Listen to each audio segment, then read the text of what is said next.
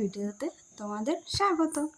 তো দেখো, এভাবেই বোধহয় দায়িত্ব পালন করা উচিত। ডিম নিয়ে একজন ডিমের উপর বসে আছে, আর একজন ঠিক তার পাশে চুপটি করে দাঁড়িয়ে আছে। এটাতে এটা বোঝাচ্ছে যে তুমি একা নও, আমি আছি তোমার পাশে। সব দায়িত্ব তোমার নয়, কিছুটা দায়িত্ব আমারও আছে। আমিও দায়িত্ব ভাগ করে নেব। আমি তোমার পাশে আছি, সাথে আছি, কোনো ভয় নেই। ঠিক এভাবেই মানুষও যদি মানুষের পাশে থাকতো, তাহলে হয়তো মানুষের যাত্রাটা আরও সহজ হয়, তাই না?